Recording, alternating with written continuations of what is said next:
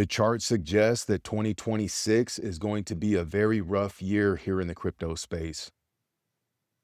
And if all plays out as they're suggesting, we could see Bitcoin as low as 29 to 40,000 by October. But what about if we're missing something? Now, I'm not saying that the charts are wrong. I'm not saying that the TA guys have it wrong. But what about if there's something that we're missing? And so in today's video, what I would like to do is have what I would call a campfire conversation. Just us sitting around the campfire, just talking. And if you're a TA guy, this video, you may not like it, but I would encourage you to stick around because there might be something that we are missing. If there's one thing that I've learned in life is that sometimes our biggest strengths are also our biggest weaknesses. If you're new here, welcome to my YouTube channel. My name is Donnie Joseph, where we talk about crypto, investing, health, wealth, and all of the above. Please subscribe, engage with the content. And on the back end of the video, I am going to raffle off this hat. I've already written down the names and I will draw a name at the end of the video. And this was the from the XRP video that I shared yesterday and people commented. So I'm going to draw names for this cool hat. So let's have a conversation. If we're looking at the charts, 2026, it's not looking good for crypto space. It doesn't look like there's going to be much appreciation. And if you're an accumulator like me, that's a good thing. And again, I'm not saying that the charts are wrong. I'm not saying that the TA guys are wrong at all, because a lot of them have been spot on. I communicate with some very high-level TA guys that have been able to communicate various prices that they were projecting, and they were spot on to a T. But again, what about if we're missing something?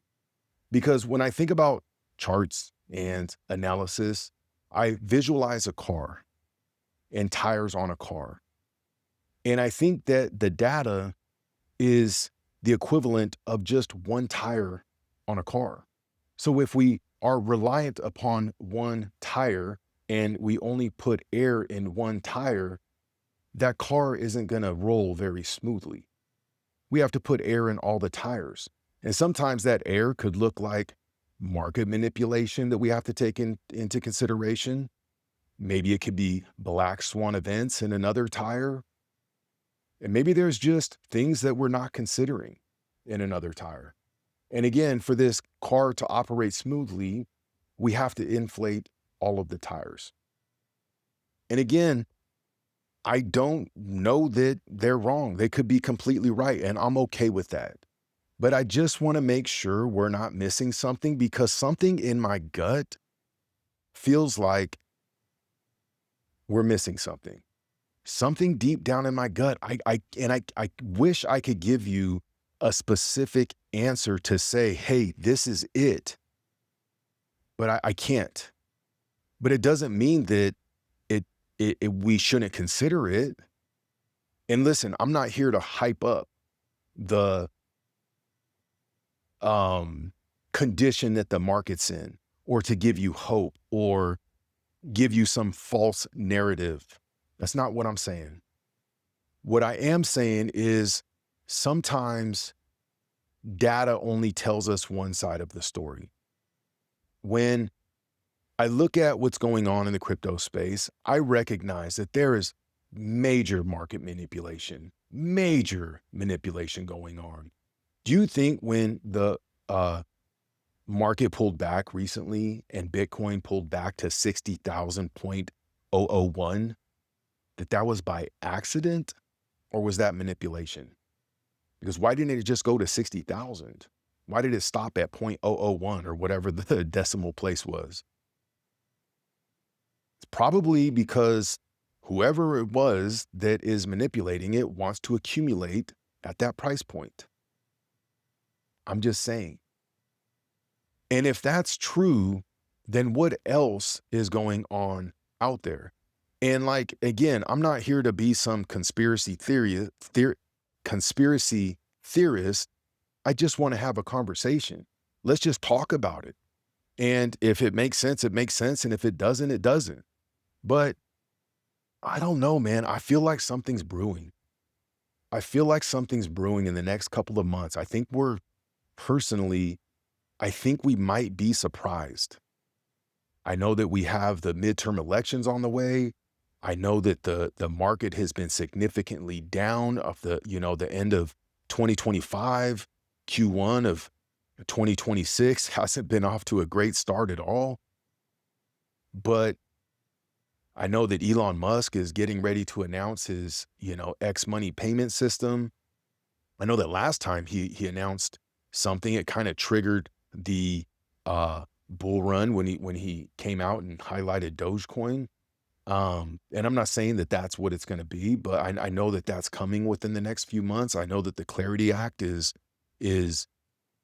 sounds like there's some progress there, you know. Um, the White House advisor, the crypto specialist, I believe it was, just announced yesterday that there are trillions of institutional money waiting to come into the market.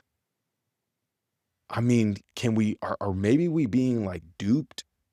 Because it's usually when everybody's thinking one thing, that's when it goes the other way. And right now, man, it is not looking good. And everybody's saying it's over. And everybody's saying, hey, it's the start of the bear, or we're in the bear market. Um, but man, I just deep in my gut, I feel like we're possibly missing something. And I'm not giving up on the idea that the charts are correct, but I'm also not giving up on the idea that maybe something is going to surprise us.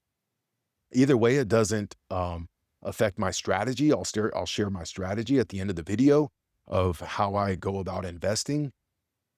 But again, like I think of I read a book. I don't remember what the title of the book was. It was something to do with like habit programming. This was years and years ago. And it talked about the various airplanes that had crashed. And one of the flights, the pilot was flying the plane and the alerts were going off. He was looking at his computer system and the alerts were going off and all of these things telling him what was wrong and all of this stuff. And he was so hyper focused on the information on the screen that ultimately he flew the plane right into the ocean and killed everybody on board. And again, he was so hyper focused on the information on the screen that had he just looked out the window, he probably could have made some adjustments. But he had like tunnel vision. And it just begs the question, do we have tunnel vision right now? That's all I'm saying. And again, I'm not saying anyone's right or wrong. We're just having a campfire conversation, right? I'll give you a personal example of when this happened to me. Years ago, so as most of you know, I was a barber for many years behind the chair. I'm still in the barber industry. I own a shop and schools, and I've written books and all this stuff in the barber industry. And years ago, there was a quarterback, NFL player by the name of Jeff Garcia. And I remember he walked into my barbershop, or the barbershop I was working at, and he sits in my chair and I cut his hair and we're talking, great guy. We're having a great conversation. And at the end of the haircut, I had went to ring him up and he goes, how much is the haircut? And I said, that haircut is going to be $700. And I said it with a very serious tone. And he like was shocked. And then I started laughing and I said, man, there was a football game a few years ago that I had bet on. I bet $700. And because of you, I lost my bet. And he goes, well, what game was it? And I said, it was the Tampa Bay Bucks versus the San Diego Chargers. And I bet what did I bet? It was the over, I believe. I bet them to go over. Or I bet the under. I apologize. I bet the under. And um, I looked at all the data. I looked at who was playing. I looked at the field they were playing at. I looked at who was on the field that day. And it made sense that they weren't going to be able to cover. They weren't going to be able to score enough points. It just made so much sense. And as it looked the entire game, I had made the correct bet. And towards the end of the game, what had happened was there was a play and Tampa Bay was driving down the field and Jeff Garcia just gets hammered. He just gets like creamed. Gets up. He's bleeding from his nose or his mouth. I remember visually seeing blood on his face. And he goes back in the game and he continues to drive down the field. And I'm like looking at the clock. I'm hoping that he's not going to get a first down. And he just keeps driving down the field. Ultimately, it leads to a touchdown. They lost the game. Tampa Bay lost the game. He was the quarterback for Tampa Bay. But the points that he scored made me lose my bet, even though they still lost. And it was funny because when I explained the game to him, he recited that drive, play by play. He knew the players. Yeah, so-and-so hit me. I got up. He knew the time on the clock. He knew how many yards. He recited the precise sequence of events all the way that led up to that touchdown. And it dawned on me that even though I was looking at the data, I had failed to take into consideration something that I couldn't measure. And that was his heart. That was his drive and his desire to, regardless of the outcome of the game, to do his best. I couldn't measure that. I failed to see that. And it cost me $700. And to summarize that story, I actually reached out to him maybe a year or two ago on Instagram. And I said, hey, I don't know if you remember me. I used to cut your hair. And we used to, I never asked the guy for an autograph or anything like that. But we talked and he recited that exact same play again. And again, sometimes there's things that we can't measure. And when I look at the condition of the crypto space right now, I'm just saying, man, there might be some stuff that we can't measure that we're missing. Am I wrong? Let me know in the comments. Like, am I totally wrong in this? And it's okay. I'm not like here to pretend. And again, I'm not here to hype things up or give false narratives or I'm not a bullshitter. But as a visionary and person that's an entrepreneur, I've gotten to where I'm at in life because sometimes I've just listened to my gut and followed my intuition. When I have a personal assistant, when I hired my personal assistant, I had, I don't know, a dozen or so candidates put in front of me. They all sent their resumes. I didn't even look at the resumes. I watched some videos and then I called the recruiter and I said, hey, I want to, interview these guys. And we got on a phone call. I just wanted to get a vibe. I just wanted to get a feeling. I didn't care what I saw on paper because on paper, it doesn't necessarily tell the full story. And my test for them was like the one that I thought that I wanted to hire. I was like, hey man, I'm going live tonight on Instagram. I have like 20, 30,000 followers at the time. And I was doing a live with like another high profile influencer. And I said, man, I'm going to go live and I need somebody and I just threw him right in the fire and he performed. And that was how I gauged. There was nothing in a resume couldn't tell me that.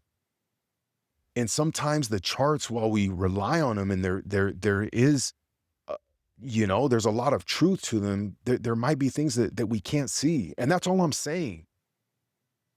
If it's making sense, definitely leave a comment. Let me know. If I'm full of shit, man, let me know. Again, today I just wanted to have a campfire conversation. And I did promise that I would give away this hat. And so what I'm going to do right now is I'm just going to reach in here and I'm just going to draw a name. Okay. I got the papers in here. I'm going to reach in, draw a name. Let me not look. Let me see here. Who do we got here? I'm just going to open this up. What is it? I can't even see what that is. It says John Harvey III. So John Harvey III, you have won this super sick XRP hat. I'll be reaching out to you, man, and I'll ship one out to you. So anyhow, that's just the tone of the video for today. Just a conversation, just thinking outside the box a little bit. Again, let me know your thoughts in the comments. But nevertheless, here's what my strategy is, regardless of what happens over the course of this year. Here's my strategy. My strategy is to minimize all debt in my life. I don't want to give away percentages of interest to credit cards and debt that doesn't serve me. That's going to free up my cash flow. With the cash flow that I have, the extra cash flow that I have, I'm fortunate. I have a couple of businesses. I have a couple of streams of revenue that come in with the extra cash that I have. After all my bills are paid, those are going to go into predominantly the crypto space. Things like Bitcoin, XRP. I'm going to really go heavy on Solana if there is a price pullback. VeChain, I love VeChain. WLFI. What else am I going into? I'm going into HBAR, XLM. Those are pretty much my top picks. None of this is financial advice. That's what I'm going into. Once I see some appreciation from those projects, my plan is to pull some profits. I have exit targets that are already set, and I'm going to pull profits. I do have a cash value life insurance policy. My plan is to max fund that policy. Right now, I'm just making the minimum payments on it, but the plan is to max fund that policy so that my money can start working there. And then the plan is to leverage some of that money out of that policy and go back in to more cash flowing assets that are going to appreciate, whether that's more businesses, whether that's more crypto projects, whether that's, I do invest in some ETFs, some dividend, some ETFs that pay dividends. And so that is my strategy. So whether or not we go on a run now and I am able to have some price appreciation, or we continue in this downward trend and it allows me to accumulate more, I'm really not going to change my strategy. That is my strategy. I don't invest or make decisions based on emotion. I learned the hard way when I came back or when I first got into crypto was when Bitcoin had pulled back to, I think it was like 16,000 or something like that. I got in when it was at 18. I bought some Bitcoin, I bought some Ethereum, and I didn't know anything about crypto other than I got some cool prices while everybody was fearful.